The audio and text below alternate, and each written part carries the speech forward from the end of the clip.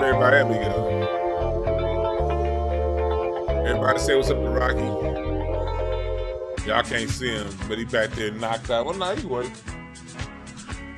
Rocky looking like, nigga, when will you stop? When will you? Look at Rocky. Oh, my mic's in the way. Rocky over here like, yeah. No. Let's hurry up and get this shit over with.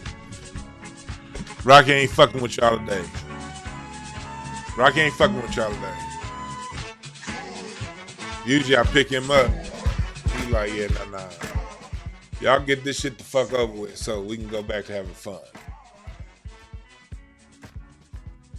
What's up, Caldoni? What's up, everybody up in here? Jacoby, Rafi, Boris, Lori, I appreciate it. If I didn't get to you, my bad. But I want to get in and talk about this. Oh my God. Candace Owens was embarrassed. What did I tell y'all when the year started? This is the year of fights with people on the same team. And MAGA is having a major rift right now. And within MAGA, I want us all to pay attention. I want us all to pay attention to what's going on over there on the MAGA side of the game. It is hilarious. It is beautiful. It is wonderful to watch. It is something wonderful to observe. There we go. These people going at it. Ha ha! Hey, look at this idiot. Oh, hey, Preacher John, did you get kicked out by my mom the other day? And this how you come back? Tell some FBA backs MAGA. I'm literally over here clowning MAGA. And here you come running your goddamn mouth. Just because we don't like Democrats don't mean we back MAGA, stupid. Jesus. He came in not even knowing what the fuck we gonna talk about. He saw the title Candace Owens Gets Embarrassed and assumed this was gonna be some kind of a MAGA show. No. Fuck MAGA. We are here to watch these people fight. What's up, Lady Hotep? We are here to watch these people crumble. We are here to watch them go at it. This is a goddamn circus, and I am your ringmaster today. Hurry, step right on up. Come see the saddest show in the land.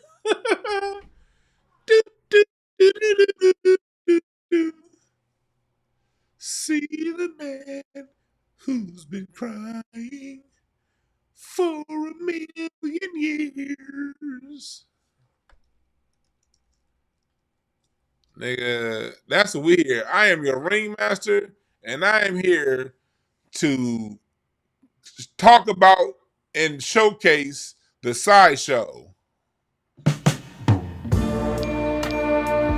It's the saddest show in the land.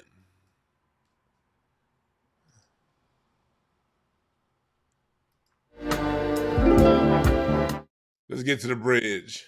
What life has done to those like you and me with the broken. Try and get to the part. Where are we at? Where? Let the sideshow begin. All right. So first off, on this sideshow, let's give it a context as to how this all got cracking off. When Elon Musk joined, and then we're gonna play some video.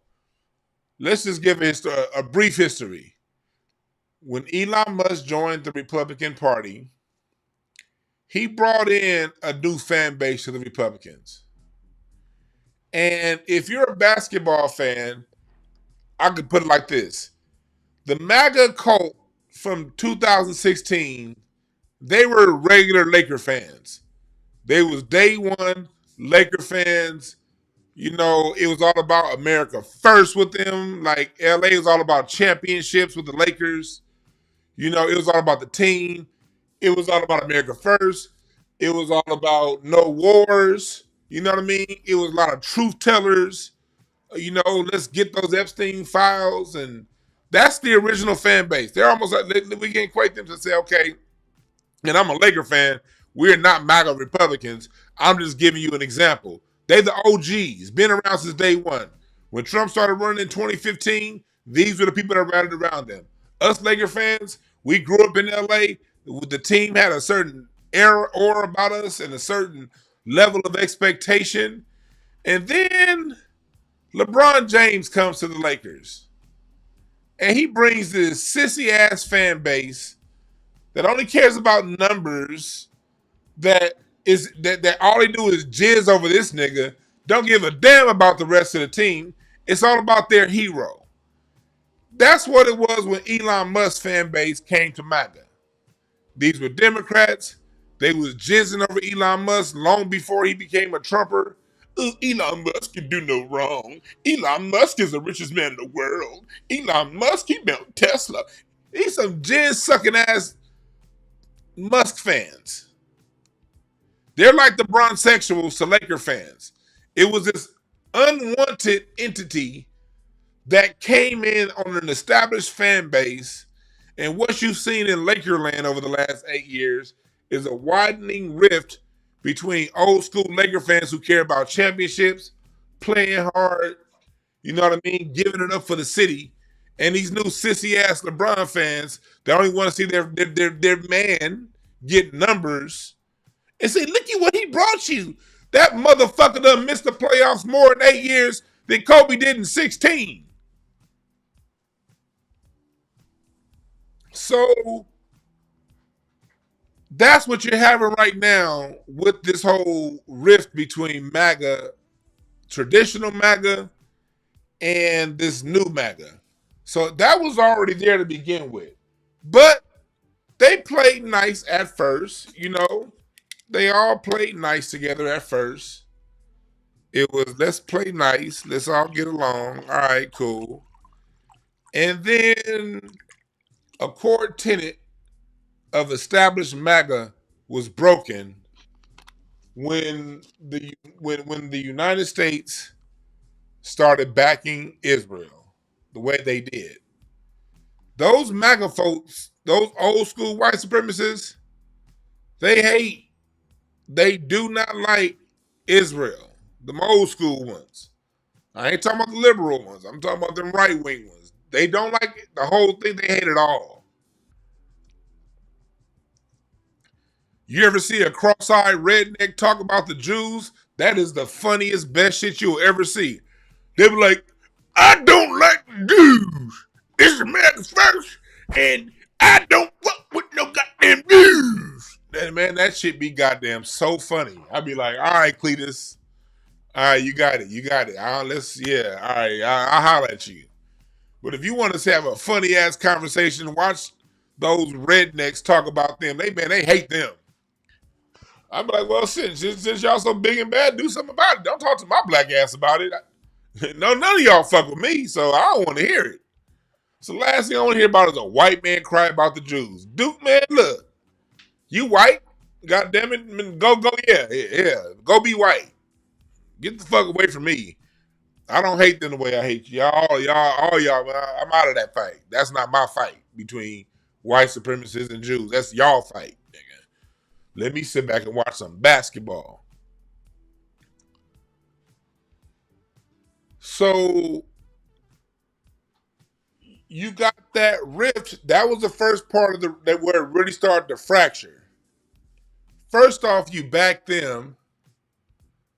Then you have this bill that exacerbates spending. And conservatives don't like spending.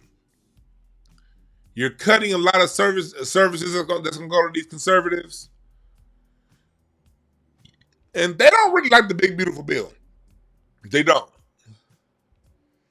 Then after that, Trump bombs Iran. Now you just broke the second core tenet of the MAGA Republicans, and that's no wars. You already broke America first with Israel. These MAGA Republicans are real about that. Then you broke that one, and then you joined by dropping bombs on Iran. None of your base wanted that. And then the That put the whole dropping bombs on Iran. That put fuel. That was just dumping fuel on a large mound of bullshit and trash. But what lit that match was when he said, "Nothing to see here regarding Epstein. Bye-bye, case closed." That happened about 2 weeks ago, and MAGA has been livid ever since. The traditional MAGA. And these motherfuckers are at each other's neck. They hate Donald Trump. His core base, half of his base that got him in, the Elon Musk base, most of them abandoned him when he got rid of Musk. Some of them stayed. Then you got the core base that's mad that he's saying no to Epstein. They are not letting that shit go.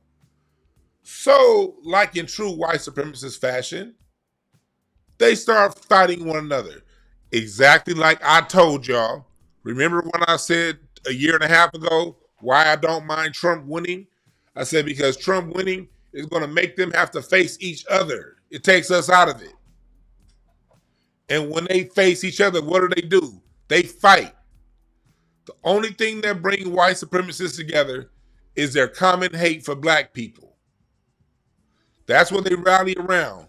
This shit started in Christendom. It started with Charlemagne the Conqueror in the year 1000 when he started those crusades, the Christians versus Christendom, going out and fighting the Moors. I mean, not the Moors, the Muslims. Muslims was a term they used for, they didn't call people black people back then. They were known as Muslims. So it's Charlemagne, who lost most of his conquests, by the way, got his ass beat a lot. But Charlemagne started something that made the Christendom versus the Muslims. And before the Christendom thing of Charlemagne, the roaming tribes of Europe couldn't come together on shit. The Huns, the Vandals, the Visigoths, the Vikings, the Franks, the Anglos, the Saxons, all these motherfuckers did was roam Europe and fight each other. When ancient Rome, when Rome stopped giving them that money, when the Roman Empire fell because of the Vandals and the Visigoths, by the way, they like talking about Europe so much, but they never tell you about how Rome fell, because Rome was a metropolitan nation the same way the United States is. You have people of all different racial ethnicities within the ancient Rome, which was built off of Etruscan society, which was niggas. But I digress. The thing that ended the Roman Empire was the Vandals and the Visigoths always coming in ransacking shit.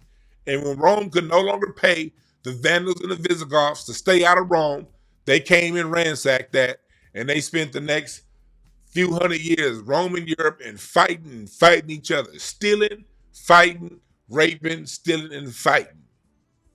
That's what happened when they were left to their own devices.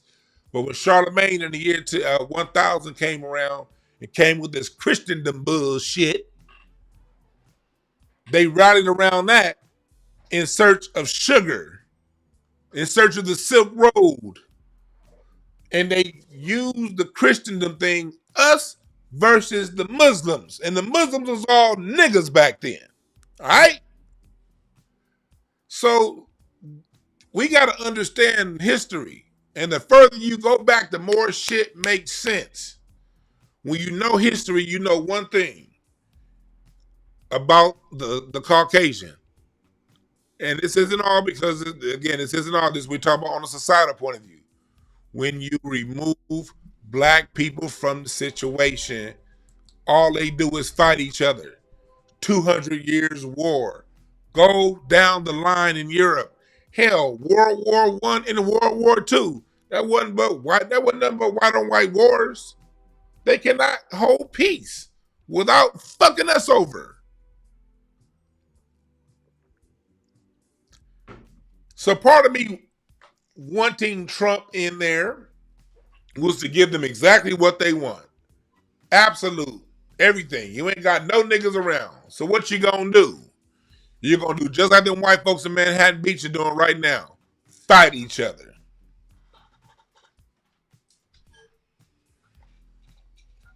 So that's what's happening. And we're not even a year into this administration. We're just now getting to the 6-month point. We're just now getting to the 6-month point. And these motherfuckers are fighting.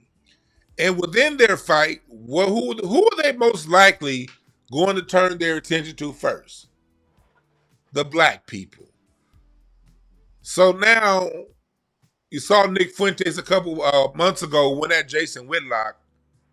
Now he has his attention turned on to Candace Owens. Candace Owens invited him onto her show. They had a back and forth. You know, we're going to go through some clips. I have some notes written down on some different timestamps of what I want to get to when she interviewed him, only for him to turn around and embarrass her and go on his own show and call her a bitch, which was totally cowardly because he could have said it to her face. The bitch shit was not saying it to her face. But Candace Owens deserves absolutely no protection from us black men because of the way she talks about us. So she on her own. She's going to have to hold her own apron. She does not get the protections of from black men because of how she talks about us. So that's what we're going to talk about today. I know that's a long-ass intro, but I had to give historical context to everything that we're going on right now. All right? Somebody said, and yet when whites are taking out the picture, the country becomes a shithole. Well, what do you call France right now? Talk about shithole nations. Look at France. Just walk 2 blocks away from the Eiffel Tower, you'll see a shithole.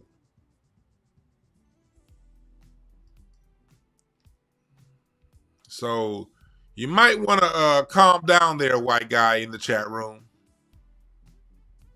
You might want to call, what do you call World War II, World War I, rioting thugs? They steal all that money from Africa and still can't run their country right. And the reason why there's so many immigrants there, well, I'm not gonna get in. I'm not gonna let that racist bitch get me out my focus. But let's do the before we get into the video. Remember, this coming Sunday, we have reparations and relaxation, where we got the great Kamilah Moore and Tiffany Quarles. They're going to be breaking down what's going on with reparations here in California, giving you the update and the latest on the reparations fight here in California. And then they're going to sit back and relax to some good sound bath meditation with Danae Wright. She's going to allow you to relax, reflect, and recharge after dealing with the bullshit this country throws our way. So the link for this is in the description right now, all right? So make sure y'all go ahead and attend that. And also, before I get started, speaking about why America is so great, today is the 100-year anniversary of my great-grandfather inventing the automatic railroad crossing. A cracker-ass cracker that's trying to troll my goddamn chat room. Shut the fuck up and listen to your daddy talk and why America's so great right now. Talk about make America great again. America was great when black folks educated ourselves. That's when America was great, when we didn't have to go to your phony ass education system and we got to educate ourselves. Because this invention has saved millions of lives around the planet. Oh yes, his technology is still used in China, in Africa, in Europe, and all over the planet. You see automatic railroad crossing. You can thank my black ass granddaddy, who was the grandson of a slave out of Natchez, Mississippi. And this is the 100-year anniversary. Today, great granddaddy got awarded the patent for the railroad crossing guard. So salute to great granddad. And anybody that come up in this chat room talking shit, show me what your great granddad did with all the advantages that he had. if you know who he was. So let's get down to it. Let's get down to it.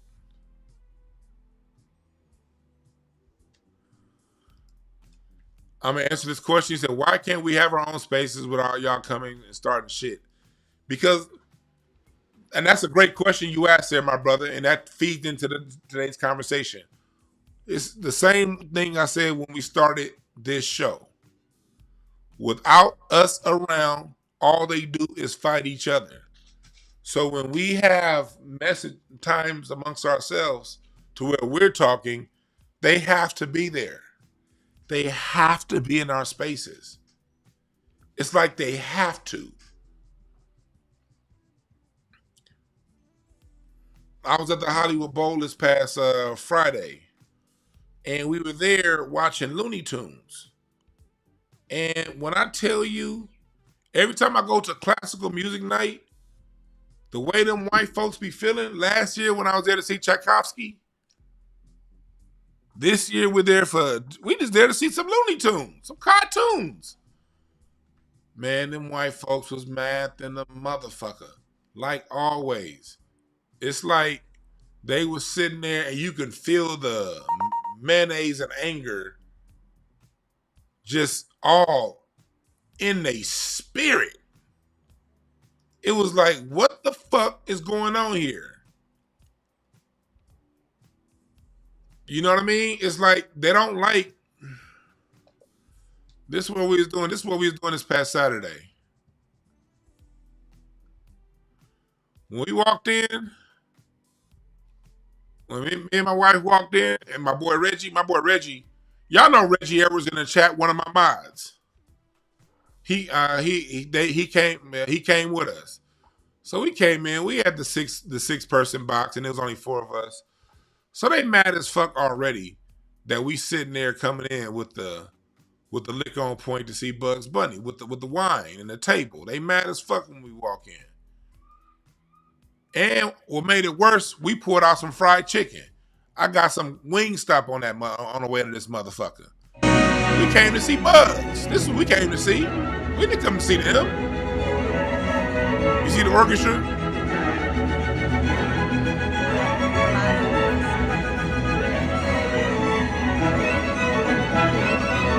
Orchestra getting in.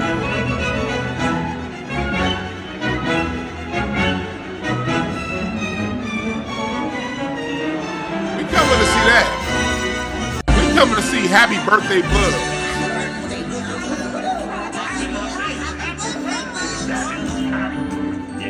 Yeah, happy birthday.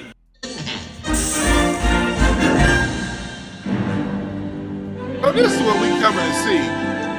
And these motherfuckers were sitting around us pissed. Oh, and they was really mad when not sang for the national anthem. Oh, not sang for the national anthem? They're like, how dare these 4 niggas in a 6-person box sit down with their fancy wine and fried chicken and not. Damned if you do, damned if you don't. I was there to see Earth and Fire the week before that, and I had even better box seats, and they was really mad at that too. They was like, oh my God, what's this nigger doing? I'm like, I'm here to see other niggas. Earth and Fire, that's our look. Even when I was there to see Earth and Fire.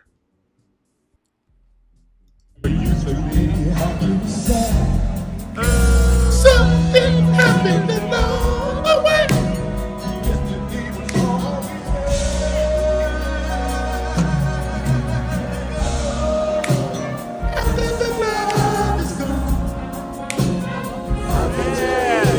I'm there to see Earth and Fire.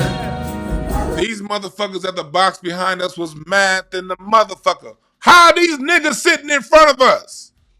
So even when we going to go, them is our legends. Why are y'all mad at me? It's all right, though. I digress. So let's get into it.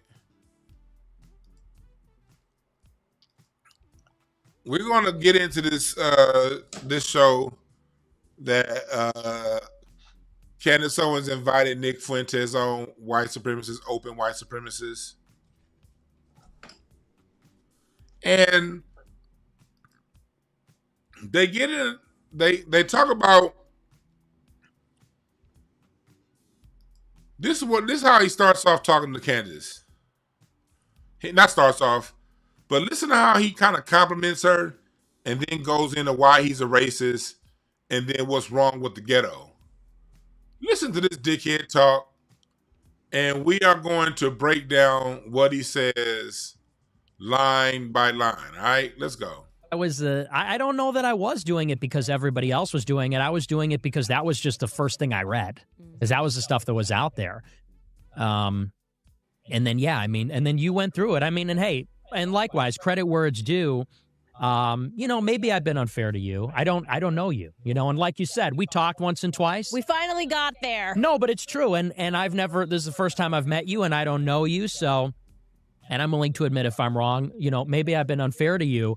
But for what it's worth, they did put you through the ringer, and I don't even need to tell you that. You know it, and everyone knows it, and it sucks. I actually thought you were a Fed at one point. I know. Yeah. Yeah, because I'm sitting here going, this makes no sense. I literally just am being punched in the face 1,000 times. Everyone's coming after me.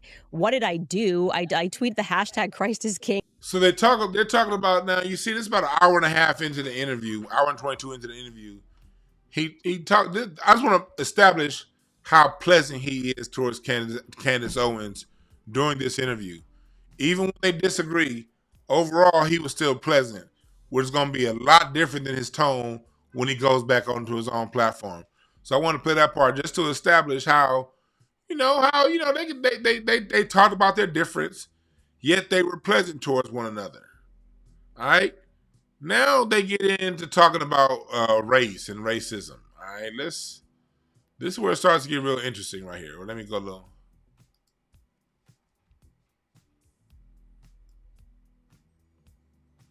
Let's see here. Belly the Beast at Turning Point and Daily Wire. And I don't mean that to cast aspersions, but just to say we're coming at each other from completely different worlds. And I've always been in my world. You're sort of leaving that world and coming to these views. And I think there's sort of a mutual distrust and maybe misunderstanding, which is why it's good to sit down and chat, you know? Yeah, well, and by the way, you can say whatever you want on your show, but I would just encourage you to maybe sometimes think people are just not where you're at sometimes. And I have to check myself at times. And I think having the exercise. I'm in the future. Okay. You're with Ye in the future. Ye somewhere in the future. I'm 5 years ahead. Let me ask you some of these questions. So he thinks he's in the future with 1776 thoughts in his mind. He thinks he's in the future. But here's the part I want to get to right here. You do have ideas that there shouldn't be interracial marriage. Mm-hmm. I've seen those clips. Can you explain why that is? Yeah, it's not that I don't think there should be interracial marriage. I'm Catholic, so as you know, it's not a sin to be in an interracial marriage or relationship. But I am racist, I would say. I believe in the races. I believe there are white people and black people and Hispanics and Asians, and I think that it's a core part of our identity. It's who we are. And there's like this conservative reflex to say, we're colorblind. Race doesn't mean anything. And, you know, Pat Buchanan said this. He said, it's not everything, but it isn't nothing. You heard what I said? He's saying it right in front of her face. Racism and being racist is a core part of his identity. He didn't say my identity, by the way. I'm sorry, my mistake. He said our identity. He's telling you right here that racism is a core component of their identity. When someone accepts that as part of their identity, that means you cannot remove that from anything and any perspective that they may or may have that they express. And this goes to all you conservative Negroes that are Nick Fuentes fans. Oh, I agree with that. Yeah, does he say some things that I agree with sometimes? Well, yeah, he does, but fuck him. Black Americans are conservative. We've always been conservative. We've always been conservative people. Frederick Douglass was, Martin Luther King was. We're conservative. We conserve our values. We just have a different value system than them. We're both conservatives. We, however, have different values on what we conserve. We're conservative about our culture. We're conservative about about a lot of things that when it deals, especially with conservative whites when it comes to government. Only the primary core difference between conservative blacks and conservative Republicans is Conservative Republicans, they hate federal politics because they want federal politics out the way so they can fuck us over. We're conservative, but we want federal politics to help protect us because the states oftentimes don't. That's the key divide between the black conservative and the white conservative.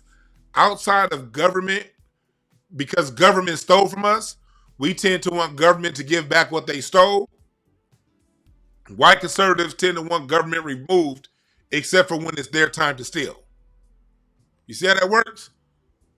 They want all the shit, the welfare, all that stuff. When it's their turn to steal, it's good. Black people are like, look, we get it, cool.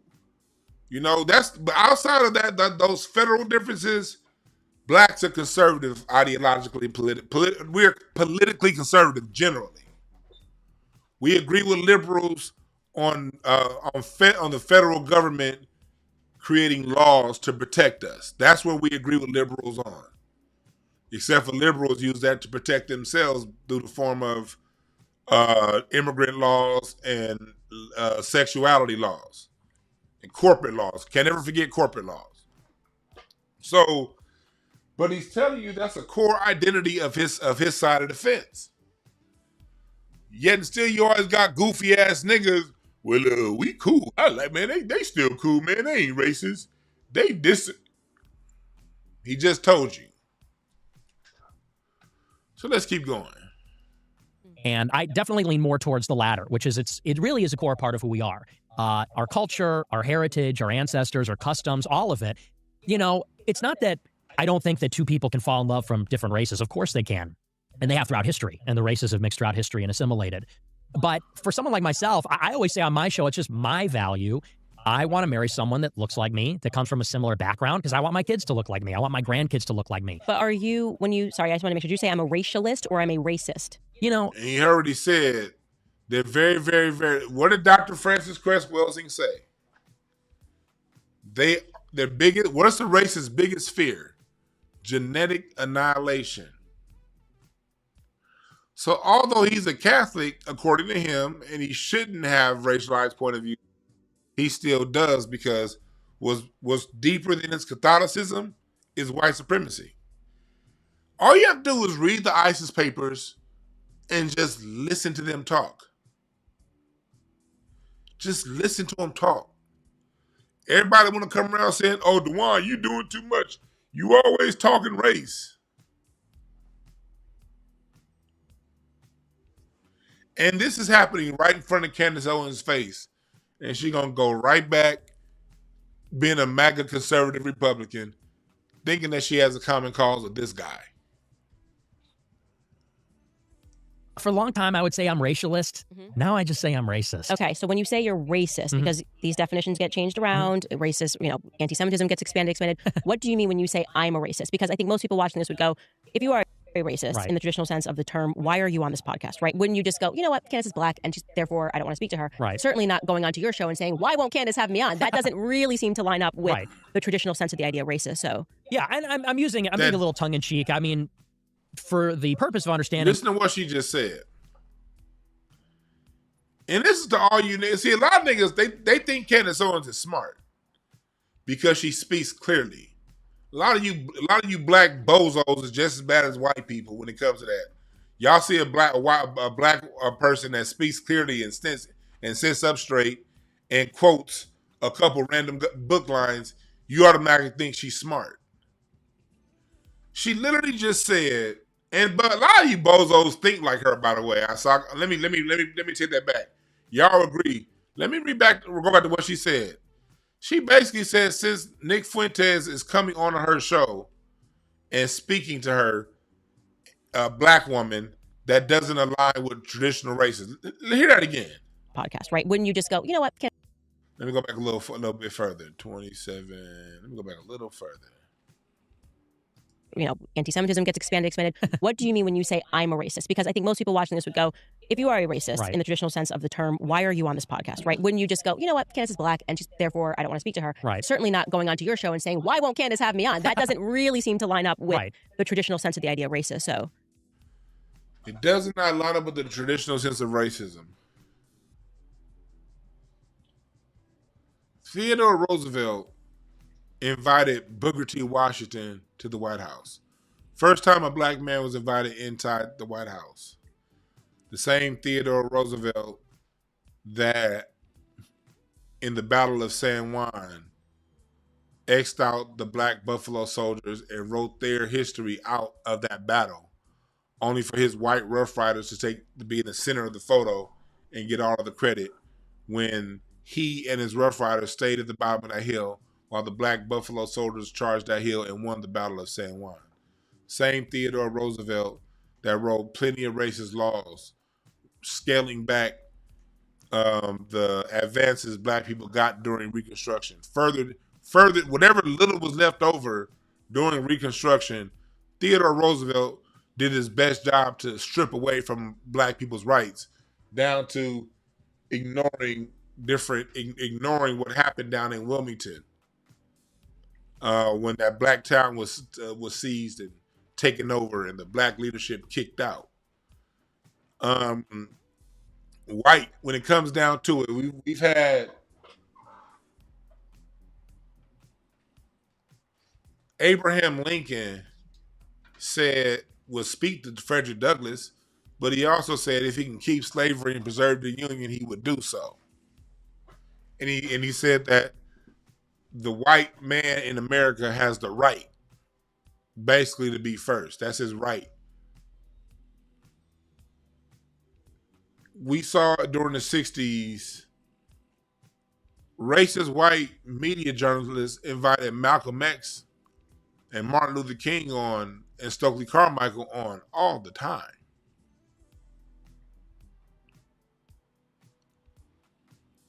What's his name used to sit down with Ali? What's his name? Was that Howard Cosell? Howard Cosell on racist ass. You know, that just based on how he would talk about black people. Howard Cosell racist ass would sit down with black people all the time. What has ever stopped a racist from sitting down with a black person? That shows you that Candace Owens has never taken the time to understand white supremacy, to understand what racism is. So fast to dismiss it. She never, and this goes to all you conservative Negroes, and this goes to all y'all. Y'all so quick to jump on the Candace Owens bandwagon that you ain't even took the time to analyze the system that you live in. I just gave you guys about 125 years of examples? Well, Tucker Carlson sat down with Ice Cube, 2 years ago? Bill O'Reilly, he's invited, how many what's his name was, remember when he invited Cameron onto his show, Bill O'Reilly? Like, what are we talking about here, Candace? What are we talking about here?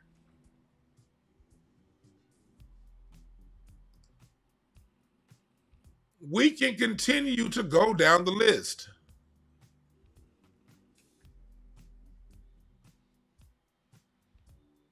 She doesn't even understand how racism works. Candace Owens, you have a mega audience. 100% of them white boys that go on your show, man, I be looking at Candace Owens' live. She be having like 150,000 people in there live. Candace Owens' show gets millions of views. Why would he not use your platform, doofus?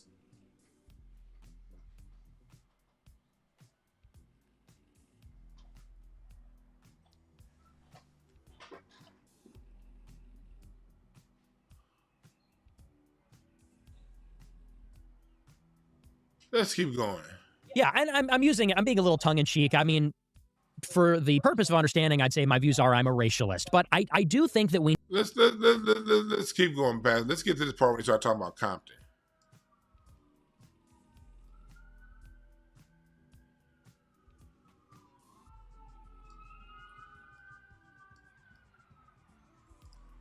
Well, let me expand this shit, make it easier.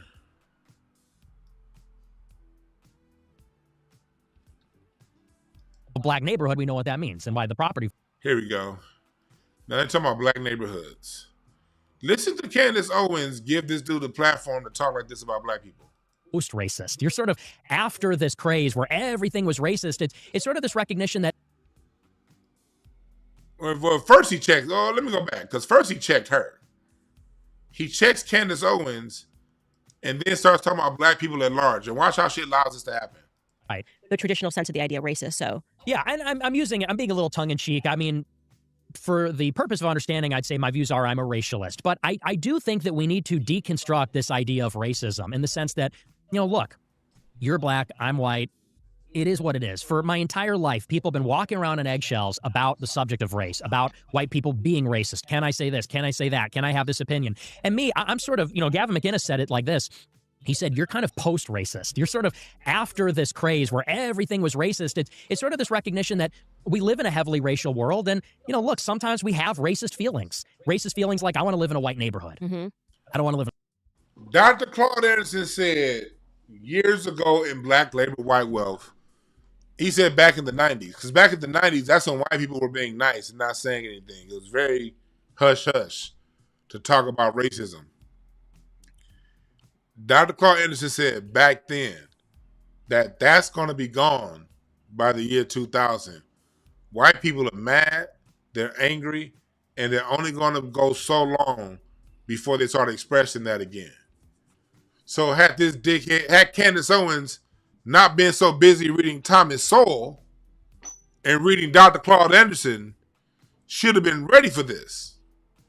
And should have been ready for the aftermath. He's literally going by Dr. Claude Anderson's playbook. He's going by Dr. Welsing's playbook. Dr. Welsing said the same thing. They're only going to play nice for so long. A black neighborhood. If they're all like you, obviously it'd be a different story. But when we think of a black neighborhood, we know what that means and why. If they were all like you, it would be a different story. You see how they want black people to be? Oblivious to what racism is and white-leaning in ideology. If they were all like you, and she sits there, she's sitting there, she's not defending black people at all. She's going to let them get this off. Listen to this. The property value. But that's black Americans. This is why I want to understand this idea better because. She said, but that's black Americans. Let me slow this down to regular speed so we get all this. She said, but that's black Americans. Let's slow this down. I want to live in a white neighborhood. Mm-hmm.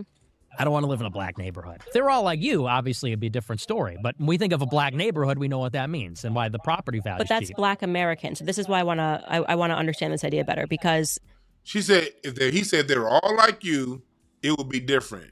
She says, but that's black Americans. So all you dumb doofy ass niggas out there that say, why do you black Americans delineate? This is why. Caribbean Candace is willing to she delineates at any and all times is convenient. Caribbean Candace delineates whenever it's convenient. And this is why we're just saying enough is enough. We're tired of people playing both sides on us. We can't play both sides. My sides is Notches, Mississippi, and goddamn Texarkana and Alabama. My side is Michigan and Texas. My side is Louisiana and North Carolina. I mean, in Virginia. That's my side. My side is Benton Harbor and Indiana. My side is Dallas and Fort Worth, nigga.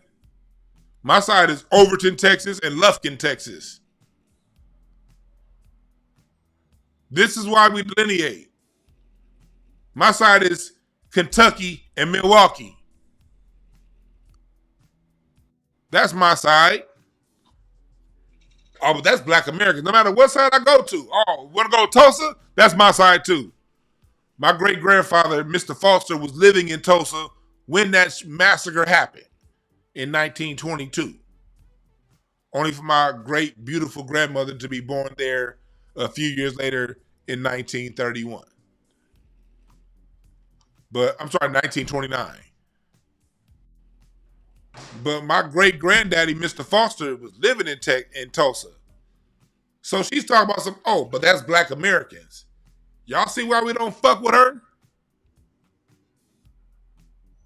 I can't delineate between Milwaukee and goddamn Nashville.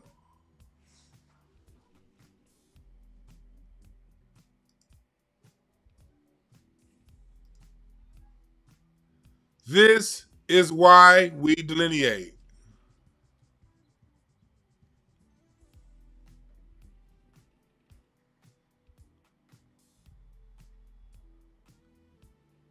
Yeah, somebody said, ICE, please deport. Yes.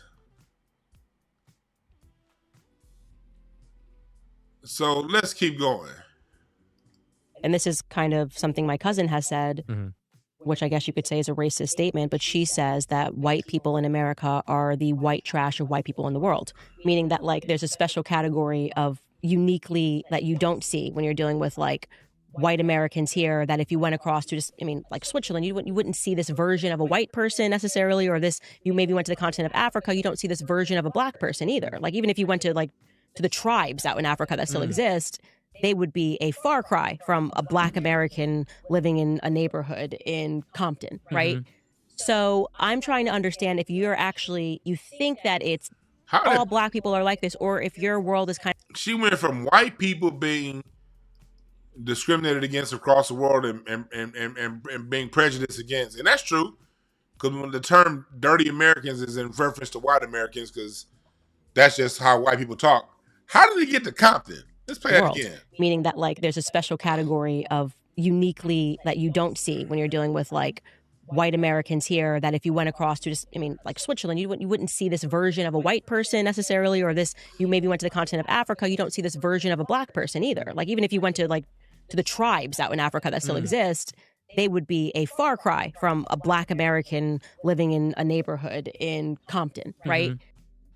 So she's basically saying the Africans and tribes, and we act very different. We have different cultures. Tribal Africa and city black America has completely different cultures.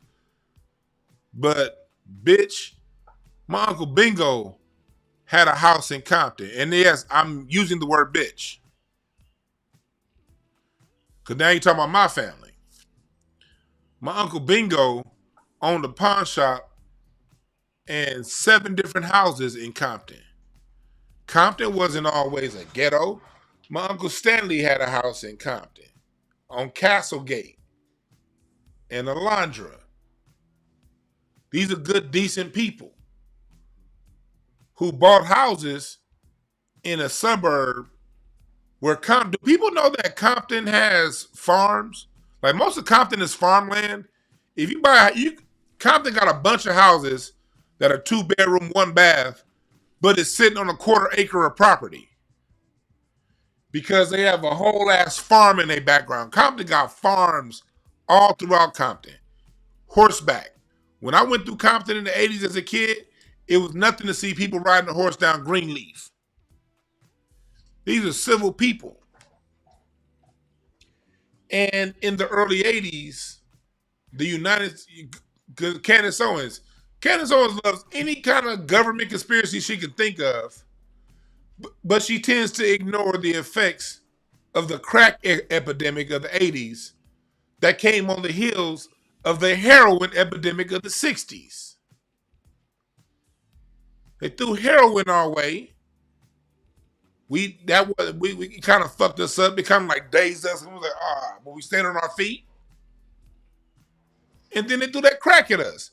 She knows every goddamn conspiracy on the planet. And she's going in and shitting on Compton when Compton was a constructive neighborhood up until its own government put drugs on it. And then they turned around and destabilized the community through the Biden bill. 100-to-1 prison sentencing. Families getting ripped apart. Battle rams getting knocked through the houses. Funding cuts to the education system. They took machine shop out, the schools. They took wood shop out. They took all the vocations. You can go to Compton High in 1968 and graduate a certified plumber in 1968. In 1988, you can graduate without knowing how to spell. She knows every goddamn conspiracy But we can talk about this stuff and it's documented. But all of a sudden, there's something wrong with the people in Compton. See?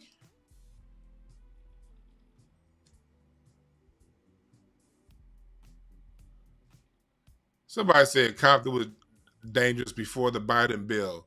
A stupid, Chris P. The Biden bill was written after they put crack out there in Compton. Compton wasn't dangerous like that in the 70s and the 60s. Especially in the 60s. Motherfucker, you know how many goddamn family stories I got? My dad used to walk from Slauson and Broadway to Compton. 69, 68, 65, 72. Well, by 72, Pops had a Riviera. He was rolling his Riviera by 72.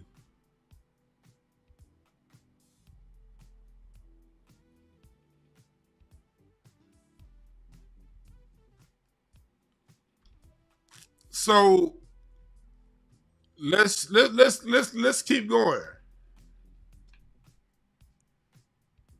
Let's keep going.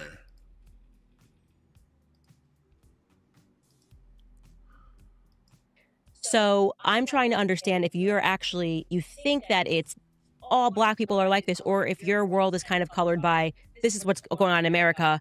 This has failed for 1,000 reasons. Welfarism has definitely, black people in 1940s, stand up. My grandfather, I talk about that denigration and the corrosion of culture. Yeah. That's happening. White, black, whatever you want to name it, there is this intentional corrosion of culture. So do you think it's literally, well, this is just what a black person is when they come out? Or do you think that post-welfare, LBJ, Great Society, this is what black Americans have become, and I have a right to respond to that and say that as a white man, I don't want to live there? Well, I think it's more nature than people would like to. That's something that black conservatives and conservatives overall like to talk about. They like to blame it on LBJ and the welfare system. Well, that does have something to do with it. But how do you leave out Nixon's war on drugs that started in 1971? How do you leave out Goldwater talking about that was a war to intentionally destabilize black America? You conspiracy theorist ass motherfucker. It'd be different if, if Candace Owens isn't a conspiracy theorist, that's fine. Okay, you someone that just believes what the mainstream says, okay, I get why you're a coon. I get it. But if you claim to be somebody that does deep dives, how the hell do you pass up Henry Kissinger and Nixon and their attack on black America? How do you forget that? How do you just skip over that and then crack 10 years later? How do you just leave that out? Believe, there's this classic tension of, is it nature, is it nurture, is it cultural, or is it intrinsic? So I'm not going all the way through his answer. He goes and he's talking about how he believes that's how black people are. I'm just establishing this, and then we're going to get to his response to her after it's over with. Pushing back on this is because those perspectives that you hold, Thomas Sowell did a really good job debunking that. And I think the book is called Intellectuals and Race, and he opens up and makes a very sound argument that these characteristics are not immutable, and that it can be your environment. And he kind of goes back and reads Thomas Sowell, not Dr. Claude Anderson. Discusses who had the highest IQ and who now has the highest IQ, and so I just disagree with you fundamentally. But you have a right to have that perspective. So you don't think that there's group differences on average between the races? I think, just to be clear, I think there would be group differences if you took it, like we were talking about, an American versus somebody who graduates college in Europe. There'd be tremendous differences.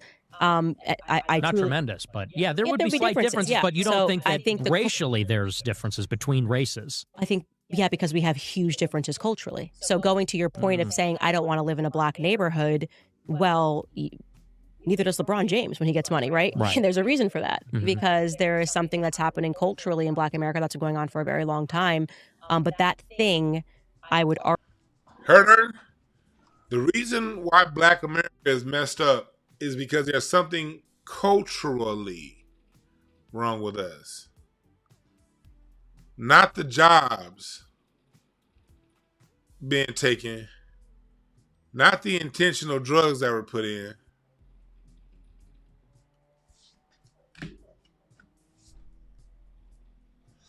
Where is this cultural argument when talking about Europeans in the 1920s? Thought Crimes talked about this today on their show when I was listening to Thought Crimes. I didn't get to watch it all on the Blackout. I didn't get to watch it all, but I'll listen to some of it. And Prince Solomon said something real. He was like, look, nigga, the drive-by shooting was invented by Italians. And that's true. The mafia days. The whole gang system, that was Irish. That was Jewish. That was Italian in the 19-teens, 1920s. And quiet as kept, still is. The oldest gangs in LA are the Spook Hunters, the Schneider Boys. These were gangs in Southgate, all throughout LA, that were created to harm the black people in South LA before we had gangs, before the Slausons, before the businessmen. You had these white gangs in Southern California that used to go around and terrorize black neighborhoods. And that's how black gangs were formed. You had the Lunada Bay Boys over down at Palos Verdes. You had the beach gangs all along Venice. There were gangs that formulated all during the early 1900s here in LA because black people developed the beach. We developed Santa Monica, where the current Viceroy Hotel is on Ocean Drive in Santa Monica. That was land that was from black people. That was our land.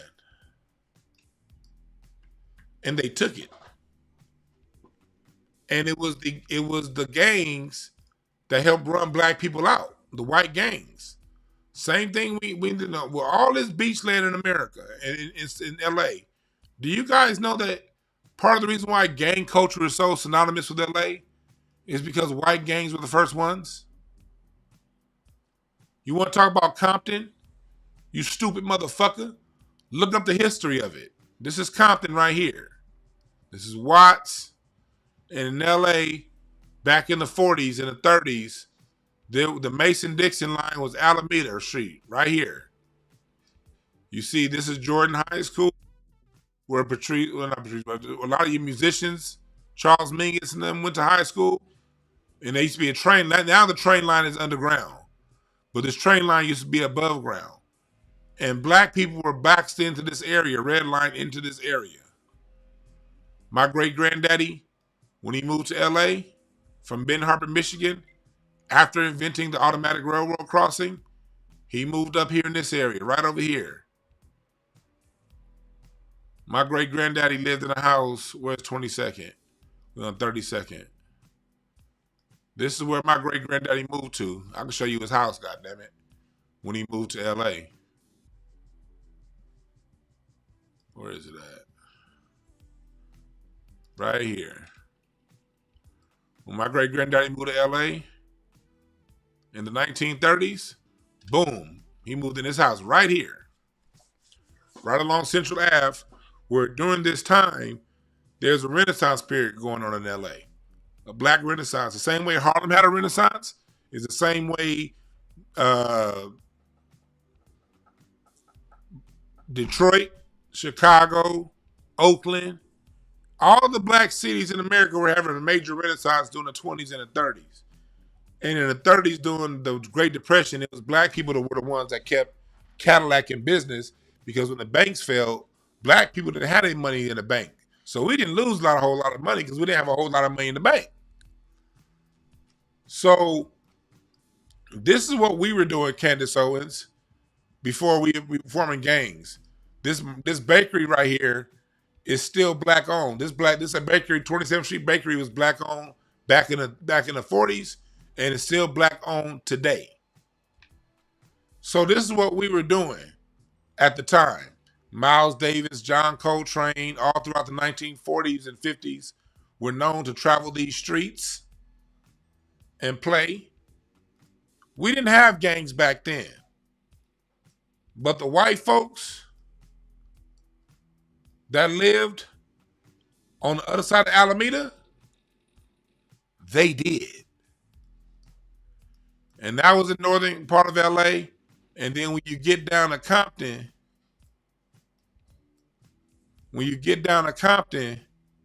all over here, Long Beach Boulevard were white gangs, white gangs, white gangs, white gangs, white gangs.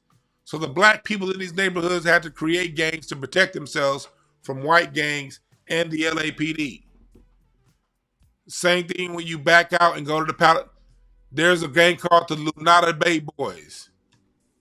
They where's Lunata Bay?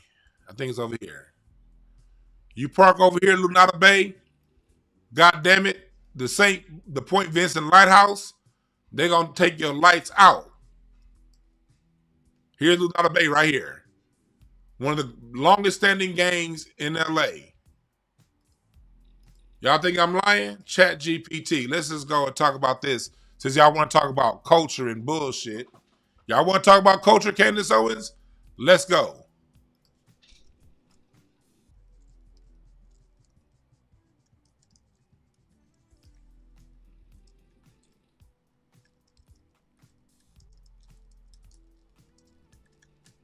Lunata Bay Gang and Palos Verdes. Let's see what Chat GPT comes with.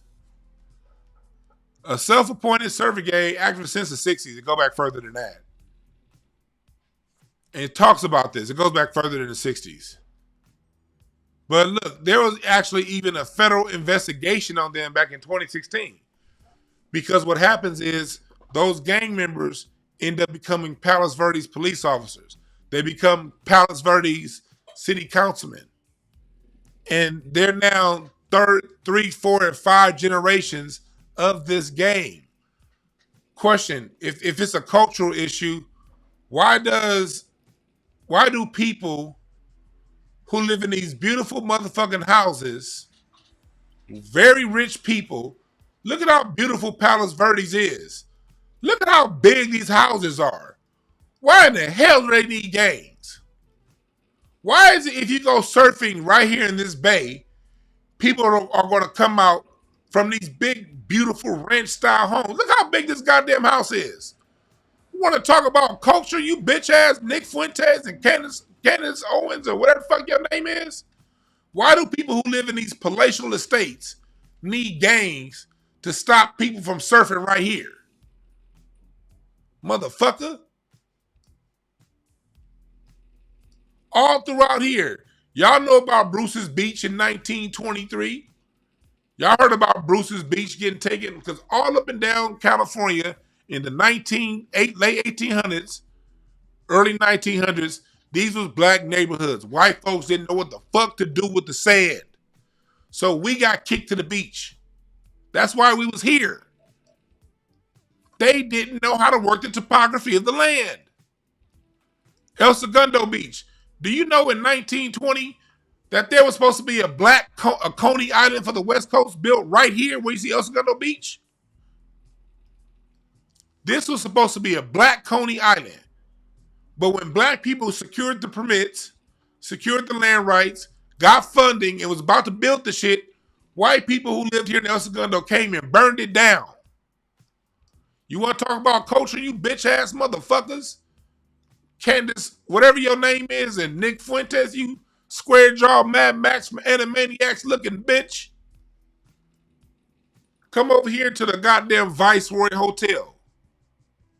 Where's the Viceroy? I'm just going to top of my head. Where's the Viceroy? The Viceroy is, I think that's before the 10. The Viceroy is somewhere over here. No. Where's the Viceroy?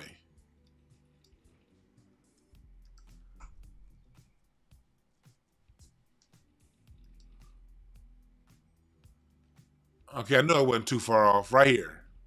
Here's the Viceroy right here. Do you know that this was a resort right here that was stolen from black Americans? And the family's in the court in a fight right now to get the land back? This hotel, the Viceroy Hotel, this was our shit. And the city of Santa Monica came and just stole it. So you want to talk about culture? You want to talk about culture? And gangs? What?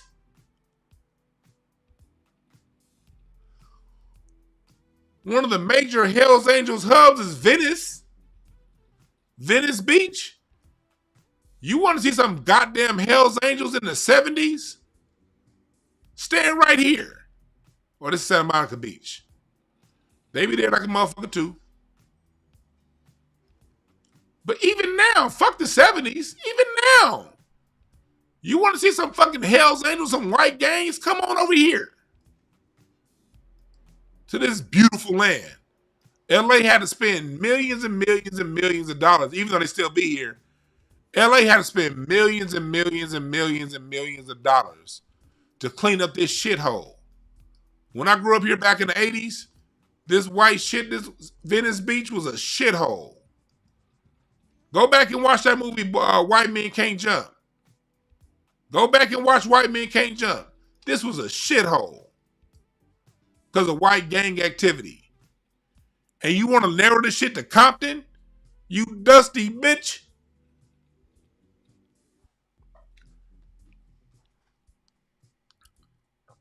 And I swear to God, somebody need to sock Nick Fuentes in that square jawline of his. That Mad Max looking hoe ass nigga. So after Candace Owens allows this BS to go on her platform, she low-key agrees with him when it comes to black Americans though. Not when it comes to her blacks. When it comes to black Americans, she agrees with them. So I want y'all to sit back and watch. This is Max from Animaniacs.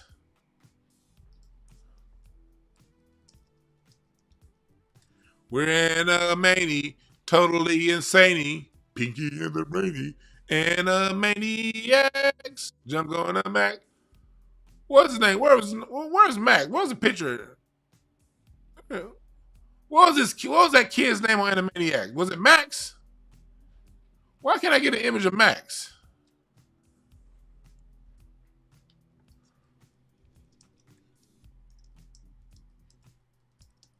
I thought it was Max.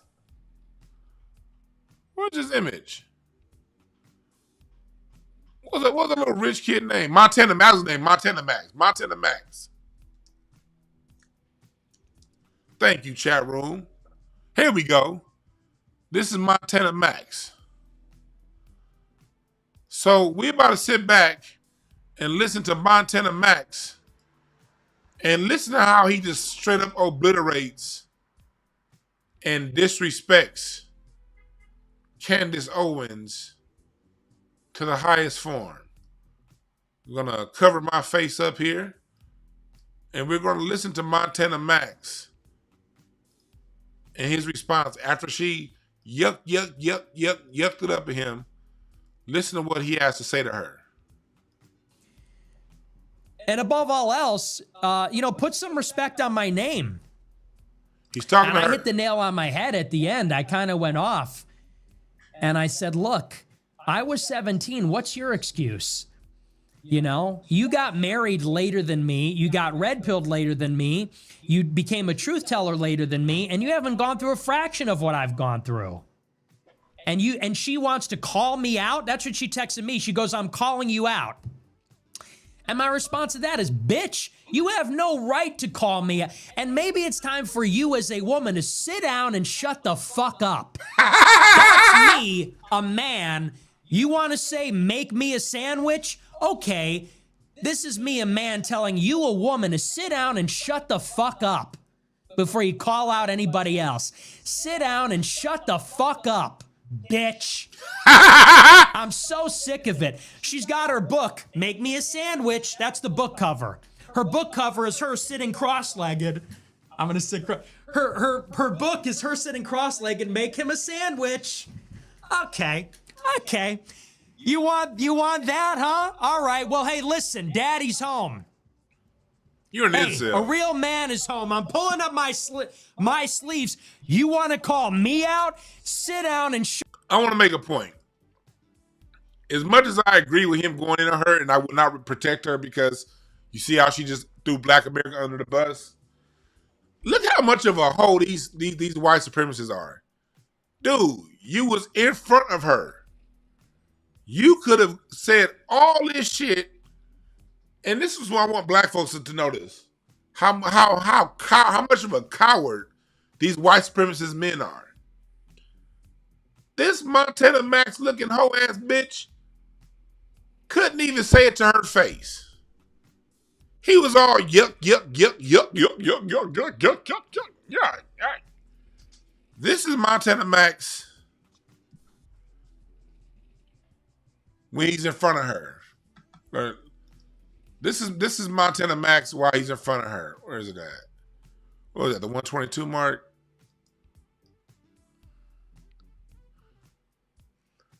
This is Montana Max when he's sitting in front of her.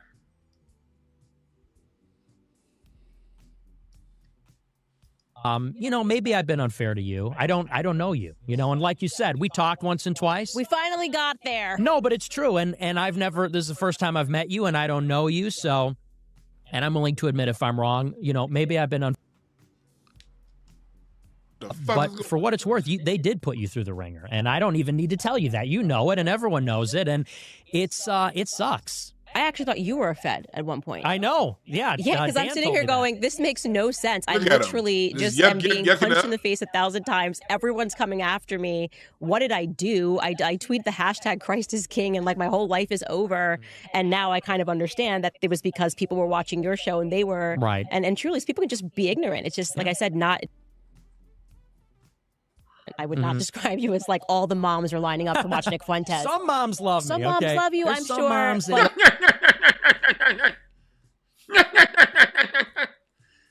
He had nothing but air and opportunity. He had nothing but air and opportunity in front of him. But as soon as he leaves her face, this is him. Okay. You want that, huh? All right. Well, hey, listen, Daddy's home. Hey, a real man is home. I'm pulling up my sleeves. You want to call me out? Sit down and shut the fuck up, bitch. That's what a man has to say. And make me a sandwich and make it good. Turkey and provolone. Can you handle that? You see how they are? What's up, Rocky? Rocky just woke up. Turkey and provolone guy. Hey, Rocky, let's watch this white dude be a little bitch. But I did eat last night. Turkey and provolone. That's how I feel. And honestly, that's how I feel about it. Yeah. Make him a sandwich. And then she's going to give me, she texted me on Friday. I'm calling you out. I've had enough of you calling me out. You cannot call me out. 1, you are a woman. 2, you have not gone through a fraction of what I have gone through. You know nothing. I have been on this since 2017, since I was 18 years old. You want to call me out? And that's, honestly, that's the epitome of it all. Before you call out anybody, how about a shred of humility? How about an ounce of self-awareness? Why don't you observe the fact that while you had a contract at Daily Wire, Turning Point USA, InfoWars, book deals, and by the way, because you're a black woman, because you are a semi-articulate black woman, you're like Obama. She don't talk with that Negro dialect. She was a black woman who did the conservative grift, and she rode that tokenism doing fucking Blexit for 10 years. Oh, there we go right there. And that's why he's mad. You get that, Rocky? And that's why he mad. I told y'all, this MAGA rift is real. They fight each other, but you niggas are on the front line. Candace Owens, I'm sure they're going to come for Officer Tatum pretty soon. They've already gone up to Jason Whitlock.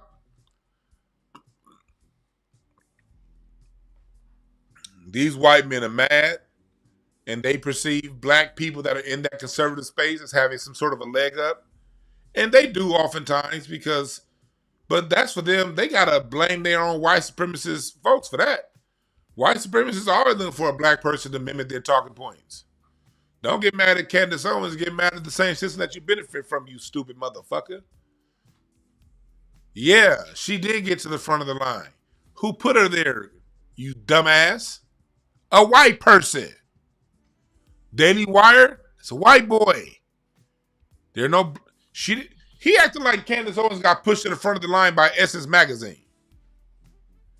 He acted like she got pushed to the front of the line by Jet and BET. No. She got pushed to the front of the line from your people. She didn't get pushed to the front of the line by Jews. She got pushed to the front of the line by a good old boy, white folks. So why you mad at her? These people, these white supremacists are punks. I'm telling y'all, they punks. They don't want to face reality. They're punks. He couldn't even call her out in front of her. He talking about, I'm a man, I'm a man, I'm a man. But you acting like a bitch. But at the same time, there is no defending Candace Owens. Candace Owens, you are on your own, non-sister. I'm gonna call you cousin. You on your own, cousin. Because you already said you're not a part of this inner family that's Black America. You part of the cousins across the diaspora? Cool. I'm not about to chastise Nick Fuentes for bashing you. You invited him on. So Candace Owens, and you're gonna have to deal with that. That ain't my problem. As a matter of fact, I thought his rant was pretty funny. Makes you want to watch Animaniacs. Acne! Y'all remember that episode of Animaniacs when Montana Max had acne and they thought he was saying acme? He's going, acne! You all right, Rocky? You want to go? Hold on. Rocky, you want to go, baby boy? Here, go ahead. There you go. You want to go? Yes, not. Here, go ahead, Rocky. Go ahead.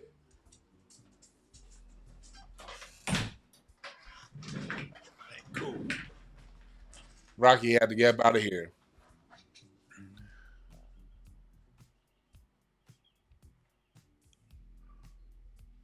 I know it was Turning to an Adventures, but I was part of that. Turning to an Animaniac, same shit. Remember they used to have the Animaniacs and then they would cut to the Tiny Toon Adventures? They'd be on the same show.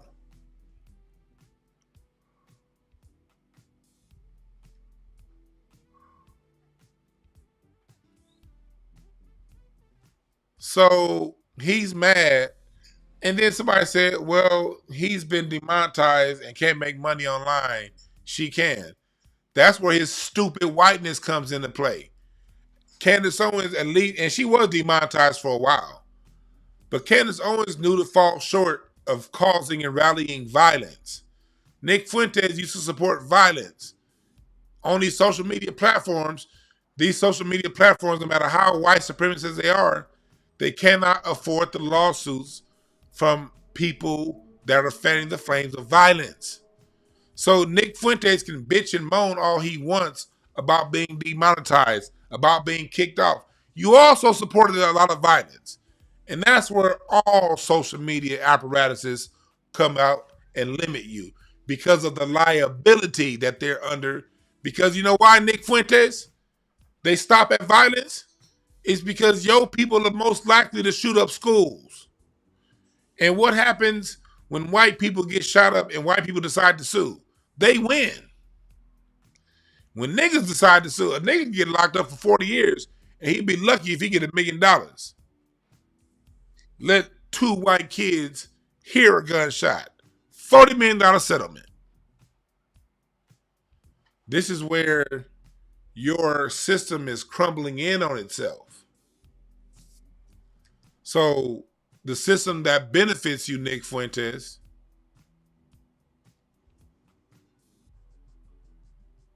the system that you benefit from, that's your system crumbling in on itself. you incite violence, you attract lawsuits. They always leave that part out of it. Playing victim because all the white supremacists, yes, you incite violence. You can't do that. Candace Owens is smarter than you, although she's an idiot too.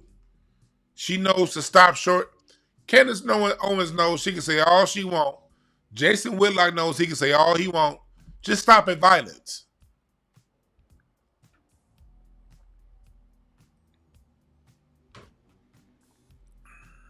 Kenosha, Wisconsin. These are people that were listening to Nick Fuentes and these 4chan websites. These people who actually carried out violence amongst groups of people.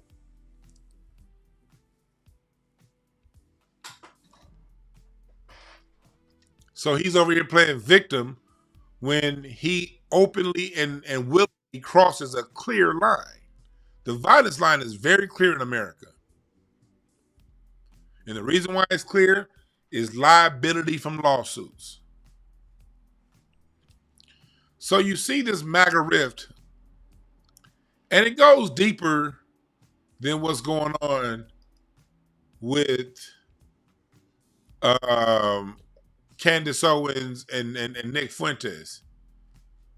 You see it here. Oh, my bad. I already had it up. In many ways, intentional. We're all being driven to these extremes. And it's either you are this or you. This is Glenn Beckho. I think it's Glenn Beckho ass. Yeah, It's truly horrifying.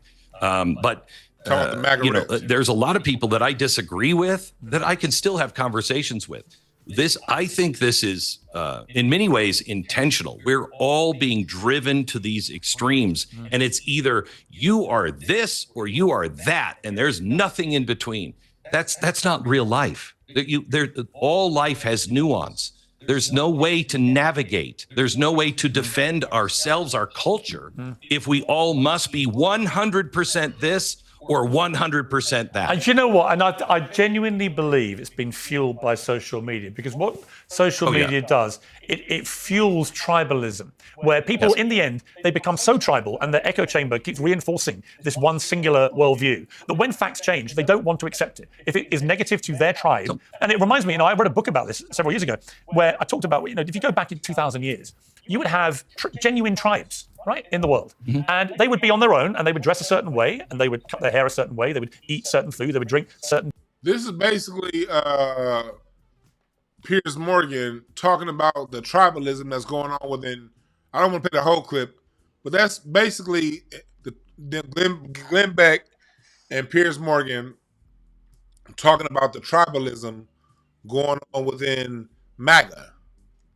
That's their way of explaining it. I want to play a few different newscasts that are talking about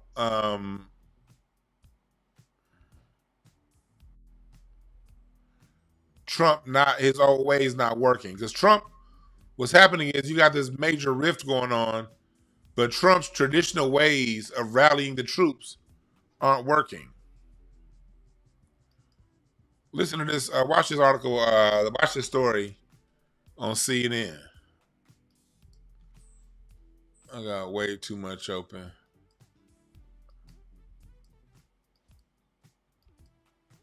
Hold on, let me close some of these other.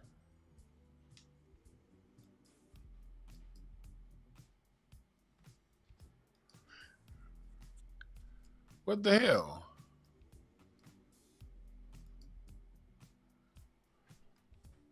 What the hell is going on? This shit's working just fine. It must be you. Twitter's working fine. What the fuck is going on here? Hey, got to close out, open it back up.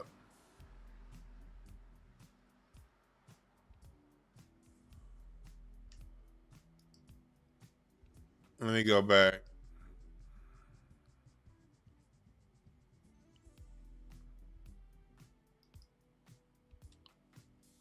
Confidant Elon Musk. Here we go.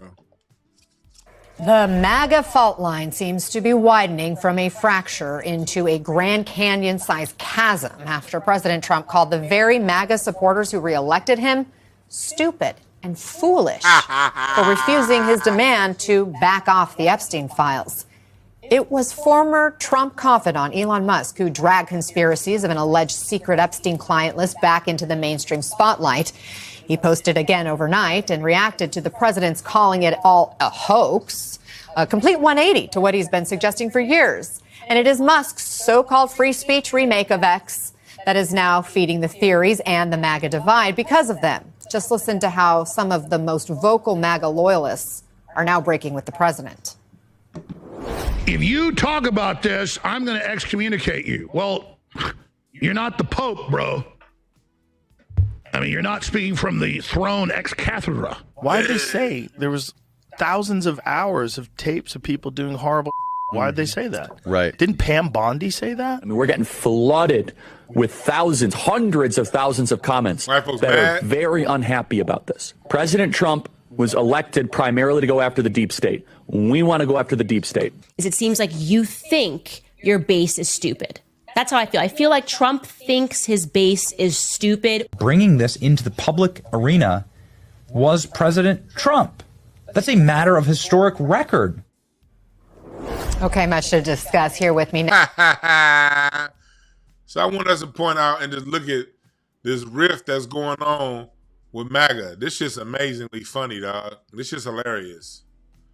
Black folks, this is why we said when we started the card reading for the year, stay the fuck out of this fight. I think there's something wrong with this link. Because this is the same one I tried to play earlier. I think there's something wrong with this link right here. But anyway, y'all got the gist of it. Stay the fuck out of this. These people are fighting. We ain't in this. And look at what's happened with the black folks SR. Nick Fuentes, Jason Whitlock are two of the most prominent black MAGAs. They black MAGA asses is getting all the heat right now. Because they will never miss an opportunity to take off from fighting each other to fight a Negro. An investigation. So if you one of them Negroes that want to jump in this, just rest assured, you're going to be Candace Owens. You're going to be Jason Whitlock. They going to shit on your monkey ass. And as long as you don't mind being shitted on, go ahead.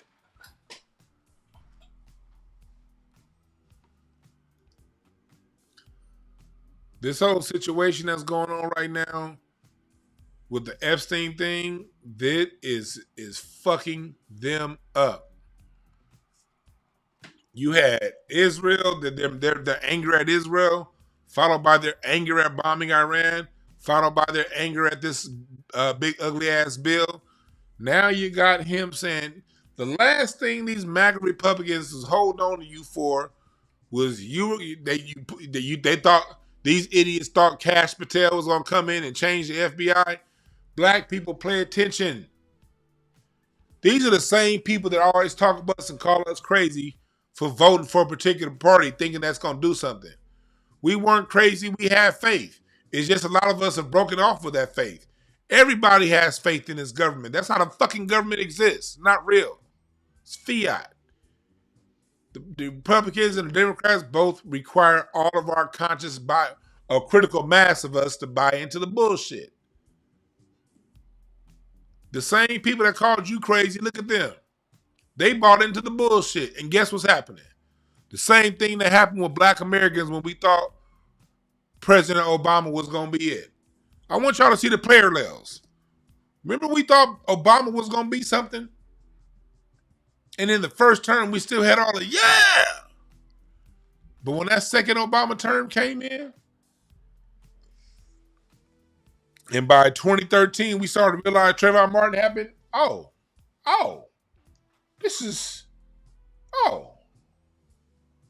started to notice when he first came in and he gave the bank all that bailout money to them banks, trillions of dollars in bailout money. When Obama came in office, we still had our neighborhoods. By the time he was gone, our neighborhoods were gone. We realized, we got fucked over. And they were saying, yeah, you stupid Negroes. Did you think he was really going to be there for you, man? What did you think, Negroes? You stupid, man.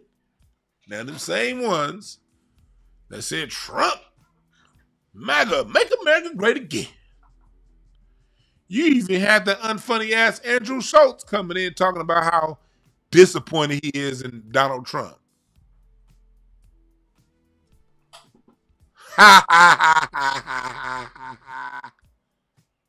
That's what y'all get.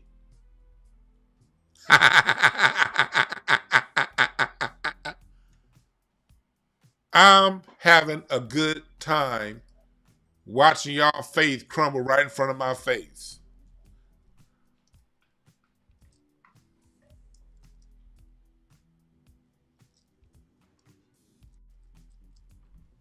This is fun for me. Look at this. Look at this. Look at this. Look at this idiot. He's doing the exact people that like they'll DM me and be like, you see what your boy's doing? You voted for this. I'm like, I voted for none of this. He's doing the exact opposite of everything I voted for. Yeah. I want him to stop the wars. He's funding them. I want him to shrink spending, reduce the budget. He's increasing it. It's like everything that he said he's going to do, except sending immigrants back. People that like they'll DM me and be like, you see what your boy's doing? You voted for this. I'm like, I voted for none of this. He's doing the exact opposite.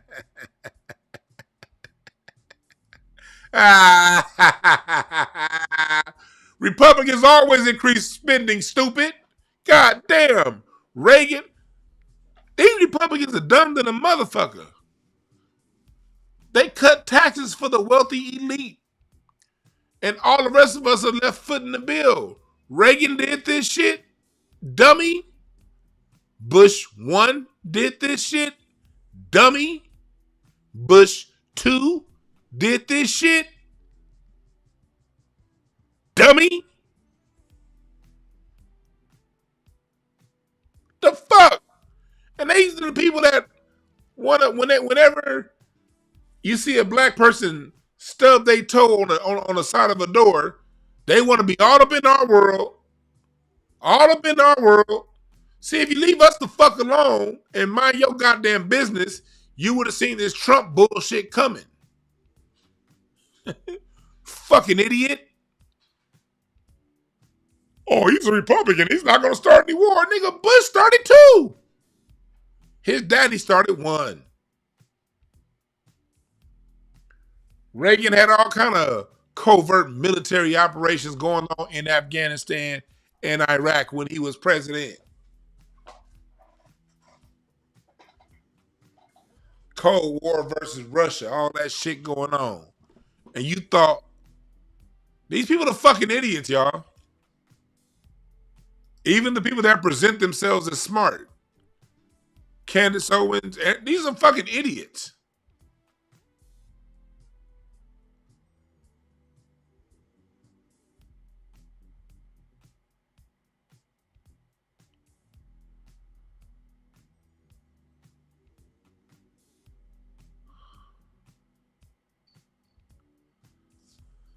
So black folks, it's on us to sit back, relax, and watch. Don't take nothing of this personal. Even black conservatives that have different ideological point of views, I'm just laughing at you. Same way I'm laughing at Democrat Negroes. People I know in person, man, I don't even, when I know people in person, I don't even get into the whole political thing because it's people I vehemently disagree with politically that I can still break bread with and be cool with in life, in real life. That's why you don't abandon human relationships over politics. This is why you don't hate other people because they have a different political point of view. Their point of view is usually based in bullshit. Even the people that sound smart, the people that sound like they know what they're talking about, they don't know a motherfucking thing.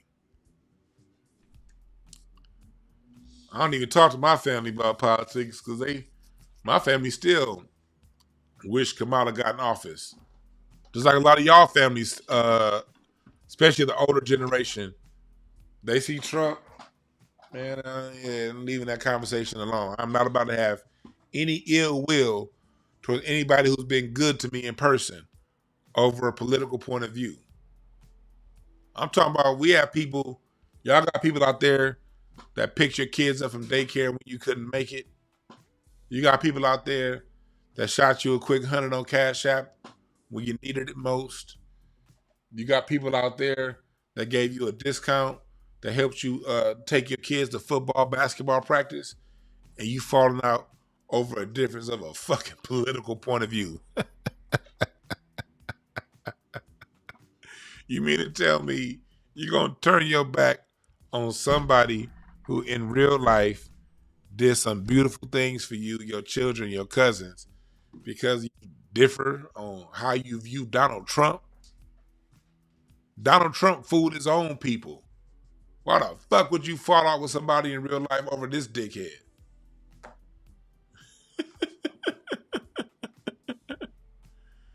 I just be like, yeah, I don't agree with that. Yeah, you can keep that. Kamala's not black. I don't fuck with her. But I'm not about to fall out with a real life human being. Nigga, you done bought me a drink at the bar before. That one drink you bought me at the bar 2 years ago mean more than how the fuck you view a politician. Fuck all these politicians. They all lying to us.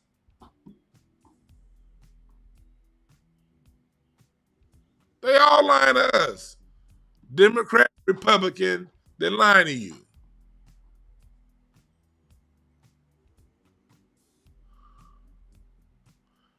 That's why today's show is to sit back and laugh. Ha ha ha ha ha. You fucking idiots. Y'all thought y'all had a friend in the White House. And you got no crazy part about it is, MAGA folks, y'all got 3.5 more years of infighting.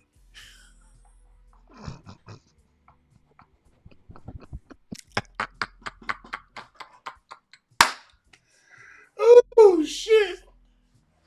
Whatever negative y'all got for us as black people, we'll make adjustments. We'll be fine. We'll be fine. We'll make adjustments. We know how to make a dollar out of 15 cents. But watching y'all squirm, this is about to be fun.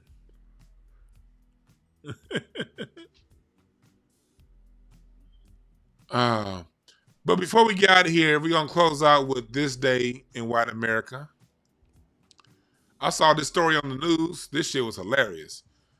Do y'all know in Brentwood, right down the street from OJ's old house, it's a white dude that was arrested. I'm assuming he's white. He was arrested today for having a whole bunch of fake fire clothes. This motherfucker had a fake fire truck. Who the fuck gets a fake fire truck? And they think that this fire truck was used in them fires that was happening in the canyons. Let's watch Today in Caucasity. This is the ultimate what the fuck story. Listen up. An investigation continues in Brentwood after FBI agents raided a home. It happened earlier this morning off of Rockingham Avenue near Sunset. The large police presence, a stunning wake-up call for neighbors. And Eyewitness News reporter Carlos Granda is live at the scene where authorities remain tight-lipped on the details. Carlos.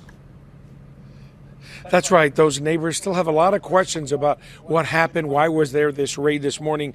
Well, right now it appears that this was a case of someone who allegedly had equipment and gear that could make it appear that he was a legitimate firefighter.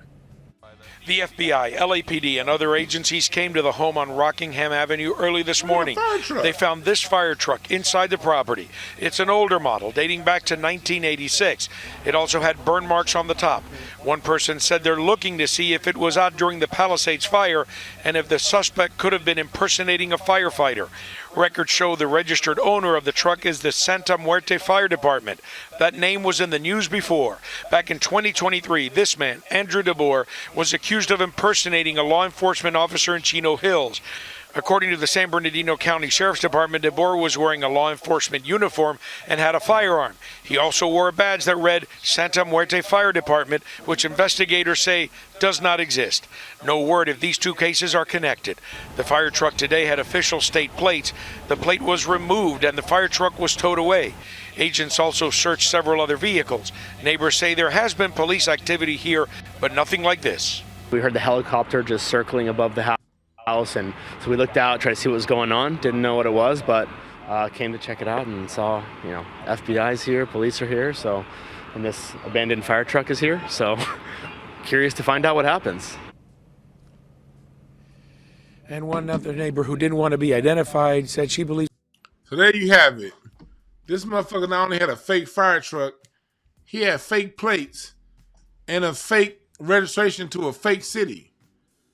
That's how they get to move. How in the hell did that truck even get registration in the DMV for a city that didn't even goddamn exist? Meanwhile, you got Candace Owens and Nick Fuentes talking about Black American culture. Y'all know where Rockingham is in Brentwood? Let me show y'all. The hood is over here, 110 freeway. This the hood. That crime happened way the fuck over here in Brentwood. Where's Sunset? That's Santa Monica. That's Wilshire. Where's Sunset at? Was that? Yeah, that's Wilshire. So I mean Sunset is north of there. There we go, Sunset. That shit was way the fuck over here. Not too far from OJ's house.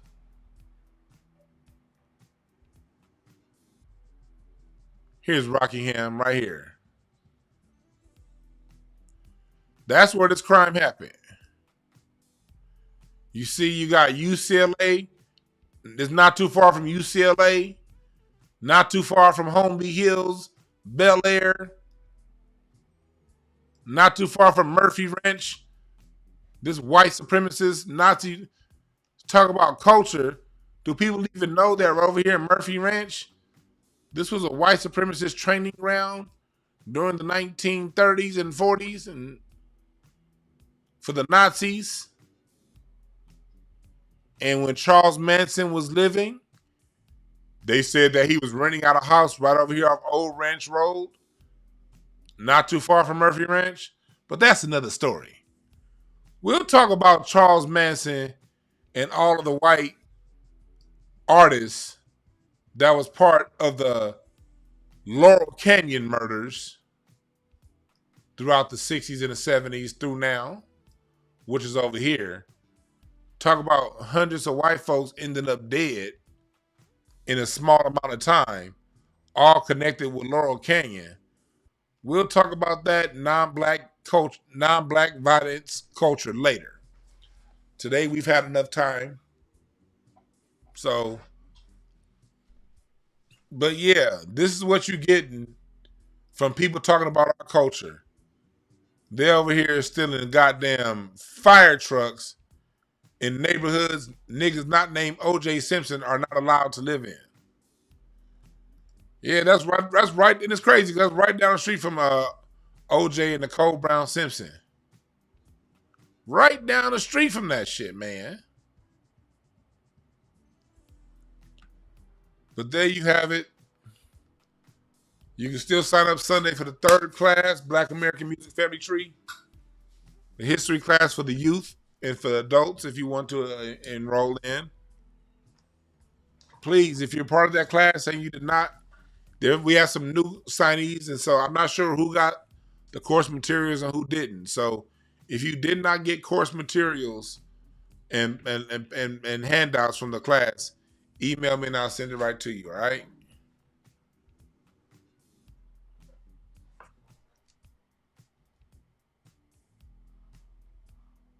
But yeah.